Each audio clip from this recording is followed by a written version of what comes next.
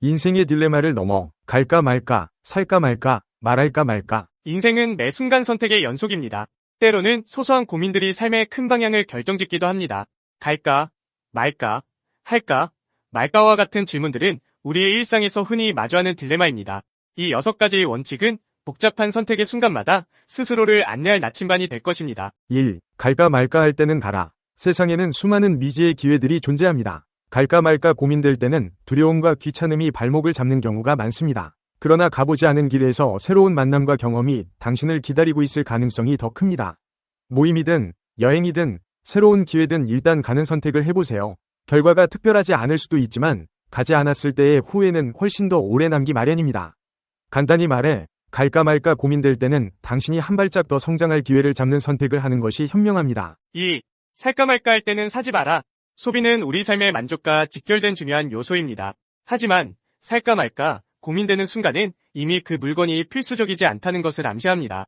충동적으로 구매한 물건은 대부분 시간이 지나면서 쓸모없어지거나 잊혀지기 마련입니다.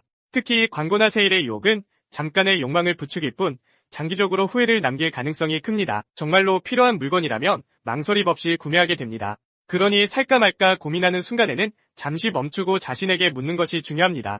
이 물건이 정말 내 삶의 가치를 더할까? 라는 질문에 답할 수 없다면 사지 않는 것이 더 나은 선택입니다. 3. 말할까 말까 할 때는 말하지 마라. 대화 속에서 우리는 종종 즉흥적인 감정이나 분위기에 휩쓸려 불필요한 말을 내뱉곤 합니다. 그러나 말은 한번 내뱉으면 되돌릴 수 없습니다. 말할까 말까 고민될 때는 침묵이 종종 더 나은 선택입니다. 감정적인 순간에 말을 쏟아내기보다는 잠시 멈추고 그 말이 어떤 영향을 미칠지 생각해보세요.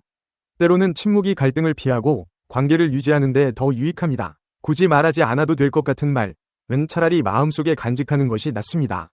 침묵은 약점이 아니라 지혜와 신중함을 보여주는 강력한 도구입니다. 4. 줄까 말까 할 때는 줘라. 나눔은 인간관계를 깊게 만들고 스스로에게도 기쁨을 가져다 줍니다. 줄까 말까 망설이는 순간은 이미 주고 싶은 마음이 있다는 것을 보여줍니다. 물질적 나눔뿐만 아니라 시간과 관심을 나누는 것 또한 중요한 나눔의 형태입니다.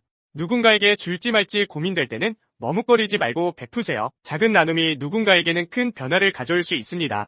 주는 행동은 결국 스스로에게도 돌아옵니다.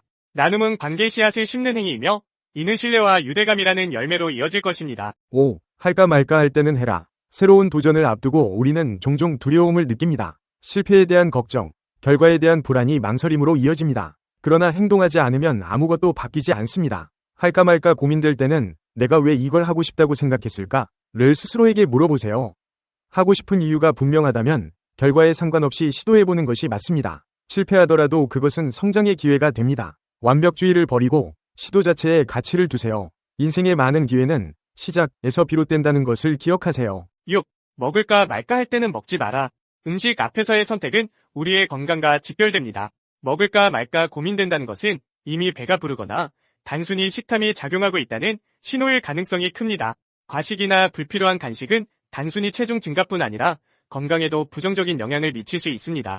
필요한 만큼만 섭취하고 불필요한 섭취는 줄이세요. 먹을까 말까 고민되는 순간에는 내 몸이 정말로 필요한지 아닌지를 기준으로 판단하세요. 절제는 건강한 몸과 마음을 유지하는 데 있어 가장 기본적인 덕목입니다. 철학 증명 문제. 왜